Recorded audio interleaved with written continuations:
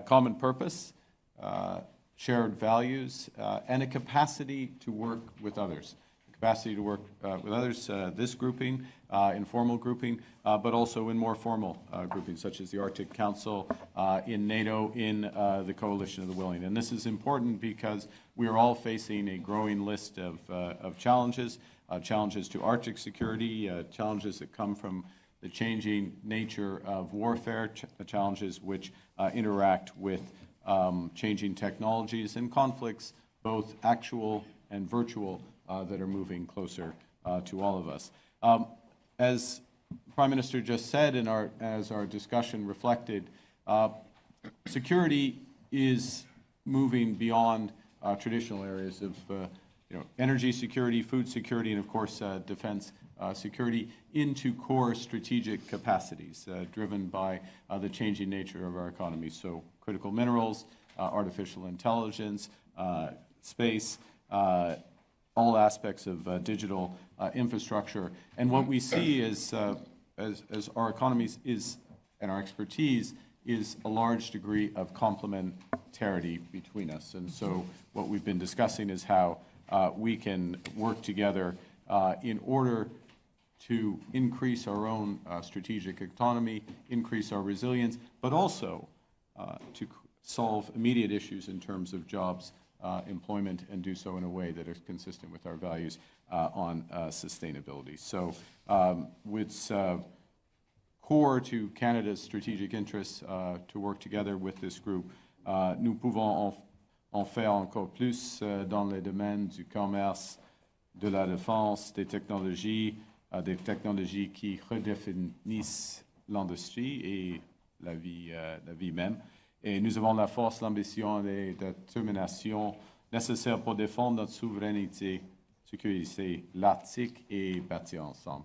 Alors, thank you very much, and pass to colleagues. And the next speaker is the Prime Minister of Denmark, Mette Frederiksen. Dear Mark, it's great to have you among us, the Nordic leaders. And I have to say to you that you have a lot of supporters in our countries. The speech you gave in Davos, I have never experienced anything like this. I mean, people in Denmark, and I guess the same goes for the rest of the Nordic countries, have been talking about, they have been reading your speech. And I don't think I have ever heard so many reflections on a speech from a colleague as I have heard about your speech in Davos. And it is because you show leadership. You were talking about how democracies can work together and that we have to connect even closer in this world where the old world order is gone and it will probably not come back. So we have to build something new, and it has to be a world order that is built on the values that we represent, the leaders standing in front of you today. I am very grateful, I have to say this, for all the help we have received in the Kingdom of Denmark, Greenland and Denmark. We have had a totally unacceptable pressure from US and the US president. It has been very difficult for the people in Greenland to experience this. And one of the reasons why we have been able to stand firmly on very common values, that you have to respect sovereign states, that you have to respect a people's right for self-determination, is because of our good friends in the Nordic countries, in Europe, but also with partners outside, especially you, Mark. So from the bottom of my heart, thank you for that. Now we have to continue our work. We are deepening our cooperation in the Arctic region. It is important. We are deepening our cooperation also militarily in our own region, not only the Arctic, but also more locally in the northern part of Europe. It's going I think, in the right direction. But with everything going on now, with the war going on in Ukraine, US unfortunately lifting up sanctions on Russia, a war in Middle East, countries like ours have to stand together, we have to stick together, and we have to work together, and that is what we have committed ourselves to do once again. So thank you, Jonas, for convening this meeting today. And the next speaker is the Prime Minister of Sweden, Ulf Kristersson. Thank you so much, and I do agree, and it's really great to see the most Nordic country outside the Nordics in a meeting in the Nordics. So really great to see you here. I think it's a sign of our time, honestly, that the Nordic Five and Canada is working so well together. it proves your case. Middle powers make big difference. And it goes for geography, obviously, the Arctic not least, Ukraine, the rules-based world order, technology, and trade. So I think we have so many similarities, and we need to be more proactive and be more forward-leaning, and I think that has been the theme for this meeting today. So thank you so much. The next speaker is the Prime Minister of Finland, Petteri Orpo. Thank you very much, and thank you, Jonas, for hosting this excellent meeting. And Mark, great that you are here today among friends. It is important for Finland to further deepen cooperation with Canada and our fellow Nordic countries. We are committed to building our partnership. This meeting is an important step on that path. We are united by our shared values and our northern location. We are committed to supporting Ukraine. We are committed to strengthening Arctic security. We need to have a strong NATO in the Arctic. Canada and the Nordic countries have made significant investments in our capabilities in the Arctic. With our shared Arctic expertise, we can also support our allies to develop their capabilities. Thank you very much. And the next speaker is the Prime Minister of Iceland, Kristrún Mjöll Frostadóttir. Thank you very much. So nice to be here on a Sunday morning. And I would like to echo what the previous prime ministers have said. I think there's a lot of not just leaders out there, but also general publics in a lot of different countries around the world that are very thankful for the leadership Canada has shown over the past few months. I think definitely there has been sort of a void that has to be filled when it comes to global leadership. These are obviously difficult times in a way, but there are also opportunities that come from this. It's not the first time in history where shifts have taken place. And I think this is a strong group of countries that can show that we can do this from a position of strength, build sort of new communities of investments, but also opportunities. And I think Arctic is a very important region in that aspect. Iceland has obviously felt the pressure and felt the sort of shift in action around us.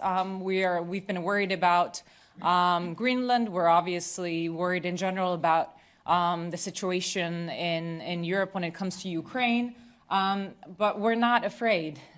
We see this also as a way to sort of shift alliances in the sense that, even though we're not closing anyone off, we're also just sort of broadening our scheme. And I think this group joining together with Canada shows that there are great opportunities out there.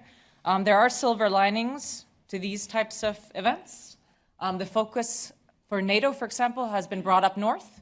The discussions about Arctic security, Arctic opportunity, economic integration is also more relevant today, and Iceland is going to be a big player in that area. So we welcome any type of cooperation, and I think this group shows that you can show up with a calm and collected front through times like this. We don't always have to be reactionary, and this is one of the things that we discussed, and I'm looking forward to seeing some concrete measures coming out of this and deliverables. And now we'll open up for questions. And the first question comes from Ståle Talsnes, TV2. Thank you very much. My question is on the war situation in Iran and the Middle East. I ask, it's in principle to all of you prime ministers. Have you discussed or reached a Nordic-Canadian alignment regarding how to end this war? And what are your respective countries' analysis and contributions to such a solution? Or whose war is this really? Well, I think we are not part of this war. We did not initiate it, but we are all affected by it. So I think there's a clear call here that international law must be respected, and it should be the responsibility of the concerned parties to find ways of ending the hostilities that now have great impact around the world. We are concerned to see that there is still an escalation. There are still worries about how the world economy will be affected by the energy situation around the Gulf. For our part, we will use any channel we have, any opportunity we have to urge the parties to find a way that will not escalate this war. I think that's what we can say. It is not our war.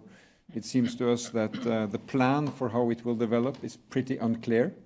And that's the danger with initiating wars, that they rarely follow a script. The next question comes from Canada and Judith Trin, CTV. This question is to all the prime ministers.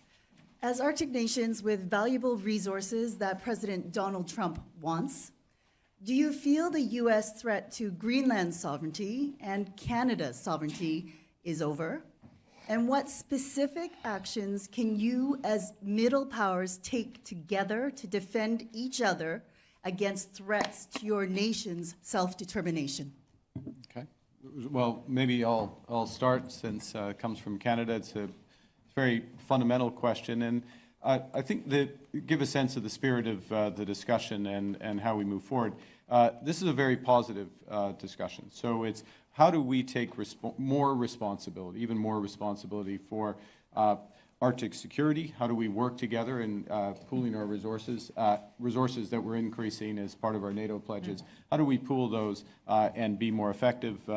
Operation Cold Response, all of us involved in that with a number of other nations is an example of a practical example of that. There are many others. So that's the first thing. The second, Judy, you referenced resources, and there are considerable resources, both physical, critical minerals, and for example in Norway, as well as other economies, Canada included. So how are we going to develop those ourselves with partners at speed and scale that are there? And then the last point I'll make and then hand over, which is, of course, security is much broader. The capabilities in space, the capabilities in AI, in quantum and others, again, where we have quite complementary skills, what we're doing is discussing is how do we pool those, cooperate, again, positively take more responsibility, and we're solving issues for our citizens. That's our jobs. And in that regard, it reduces the threats. Can I follow up briefly on that question? You know, Prime Minister Fredriksson gave praise to the speech that Prime Minister Carney gave. Let me give praise to the way the Danish Prime Minister has stood up for some principles which are absolutely key. For Denmark, for the Kingdom of Denmark, for the people in Greenland, it's for them to decide on what happens in the Kingdom of Denmark. But what she has stood up for is much more than that. It is for basic principles of international law, national sovereignty, and territorial integrity, which is not simply language in school books. This is hardcore realities of how we preserve freedom, democracy, and we have stood by these principles because we are close to Denmark in this Nordic family, but also because it really matters to all of us. And I'd like to also to say that this is responding to threats which are unacceptable in general, but even more unacceptable among allies. But I would say what follows from this is also a great range of opportunities, which we have discussed around the table today. That our countries have things that we can do together, that we will do together, because it's really beneficial for our populations, for their work, for their income, for their security. And meetings like the one we've had today is really helping us to launch on that path. And the next question comes from Maria Andersen, Denmark's Radio. Yes, and I have a question for Prime Minister Mark Carney, but also for the four Nordic leaders of Denmark's neighbors. Here you are side by side talking about the importance of unity. If a country within the NATO alliance tries to take over Greenland, would Canada then be ready to contribute with military forces and actually put up military resistance to protect Greenland? Well, the first thing I'd say, thank you for the question. We stand foursquare behind the principles of sovereignty, territorial integrity. It is for the people of Greenland and Denmark to decide their futures. And first point, being absolutely clear about that, being clear that we will back that with measures as necessary as a partner, and being I think the fact that we and others have been clear, I don't want to put it on Canada, but European Union and others have been clear about these fundamental principles and the principle of solidarity has helped to create the space, which always should have been there, to be clear, to develop a better security umbrella in the Arctic, but also including Greenland. So we're clear on where we stand, and we will continue to stand with Denmark and Greenland. Thank you. If I were to respond on behalf of Norway, we are part of an alliance based on collective security. And what we have done over the last year, the Arctic 7, is to develop the script on how NATO will look after security in all of Arctic. We have our more geographic close parts of the Arctic, where NATO has been present, has had the strategy and regional plans for a couple of decades. And now we are broadening that. So I would approach that question by saying, you know, that NATO allies stand together, and we have developed plans to deliver on that. And I think it's fair to say that we quite recently fully and firmly proved that we stand behind Denmark. Yes, we stand fully behind Denmark, and we will. And I'm proud how united we were a few months ago, and we need to continue. But what is important now is strengthen Arctic security together. And from my perspective, Arctic security is one of our biggest concerns. Arctic starts from our eastern border and continue to the Greenland and Canada. That's why we need to work together and strengthen Arctic security. The next question comes from the Swedish news agency, TT. Henrik Samuelsson. This question is mostly for Prime Minister Carney, but also for Prime Ministers Kristersson and Støre. There's been reports in the last few days about intensifying Canadian interest in acquiring submarines from Norway, Germany, and fighter jets from Sweden. Can you say if this was discussed at all today, and also the significance of this type of military hardware operation in this new security, global security environment of today?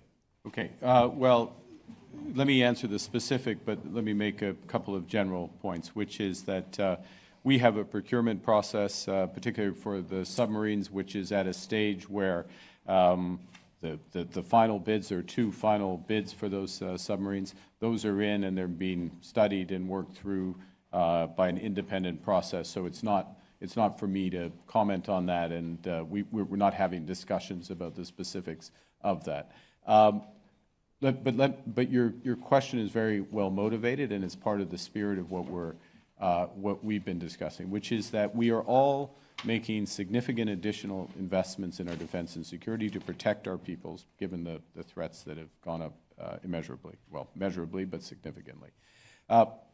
We all agree that that if we individually spend that money, or we spend it in an uncoordinated way, it's not going to be value for taxpayers. It also will not protect our people as much as we should, and it will not have spillover economic benefits to create good jobs and better futures for our citizens.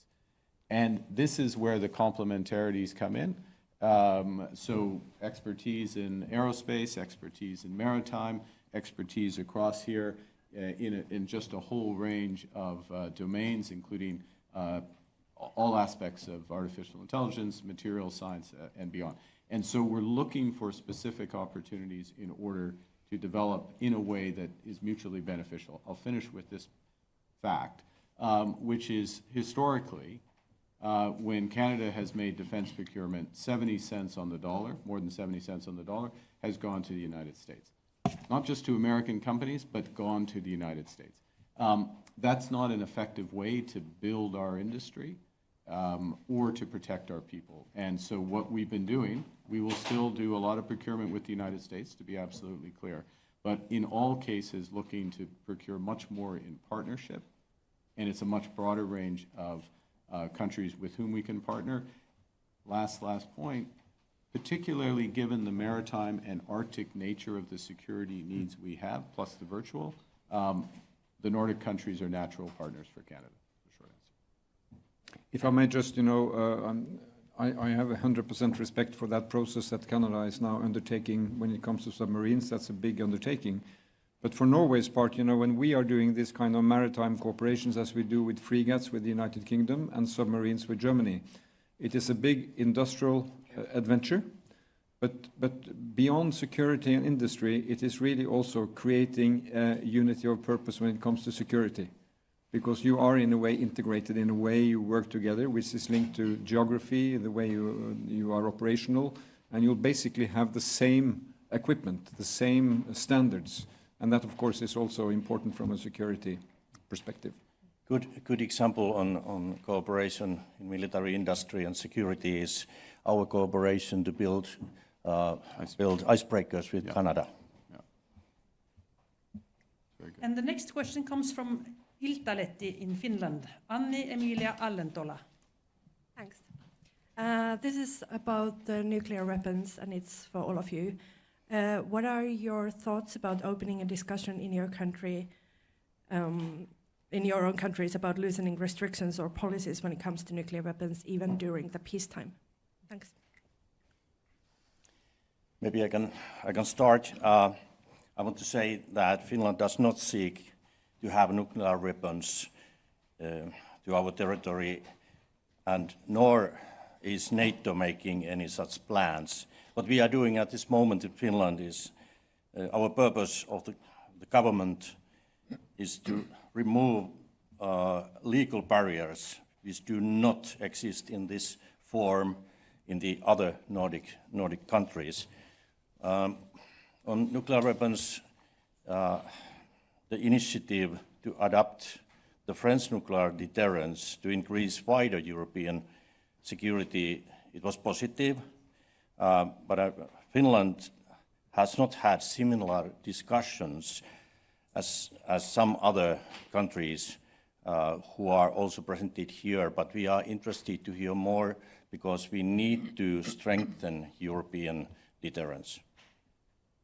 I think the most, and following up on what Petri just said, I think the most important thing is to build a stronger NATO and European nuclear deterrence. It is a part of our overall deterrence of Europe and NATO, and therefore from a Danish perspective, we are now doing two things at the same time. We are deepening our engagement in NATO when it comes to nuclear deterrence, and at the same time we have accepted an invitation from France when it comes to deepen our cooperation with them. And I think it's positive from a European and from a Danish perspective also to be stronger in this area, but it has to go alongside with many other capabilities and many other investments as we're doing at the same time. Well, for Norway's part, we are not changing legislation. We don't have to. We have our clear policy. There will be no stationing on nuclear weapons in Norway. We are a member of an alliance which has a key nuclear deterrent, which was confirmed at the recent NATO summits, and that is there. The French initiative, we have not been involved in the early stages of that, but we are ready to talk to France as we develop a strategic partnership with France on defense.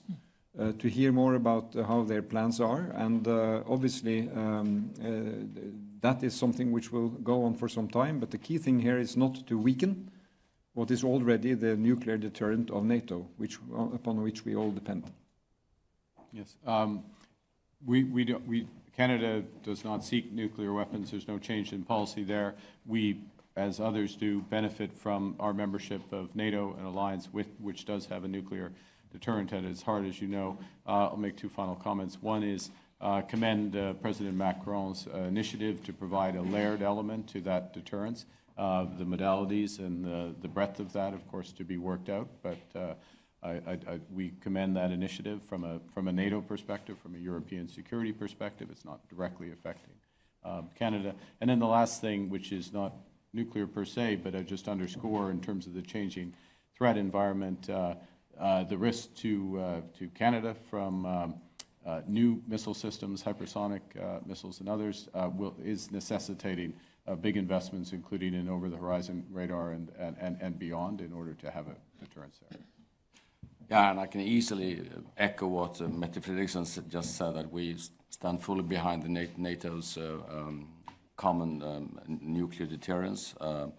We have no plans at all to change our own doctrine regarding nuclear weapons, and that does not exclude in any way our future potential cooperation with France when we now initiate this dialogue with France. Yeah, on Iceland's part, we don't see any changes coming up. We only just recently said yes to nuclear-powered submarine stocking in our waters. That was a big step for us. So, I mean, we are still under our ongoing strong partners of NATO, and we don't see any changes to that nuclear umbrella. The last question today comes from Gladys Fouché, Reuters. Good morning. My question is about Arctic Century and is for each of you. What is the #1 challenge, whether short-term or long-term, that you want Arctic Century to help you solve?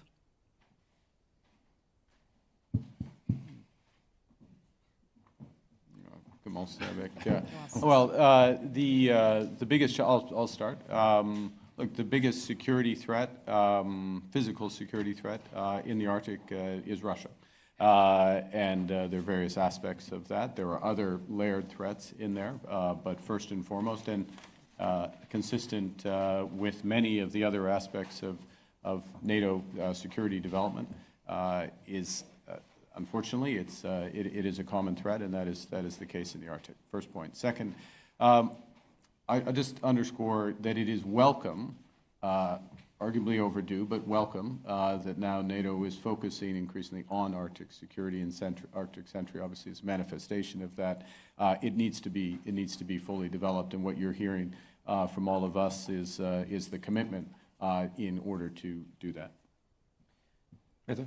Can I just add, I totally agree with Mark, and what we have seen until now has been different kind of training activities and so on. I think what is most important about Arctic Century is that we now want to be permanent present in the Arctic region. And by the way, as everybody knows, in the Arctic region, it's enormous, and there are a lot of differences in the region.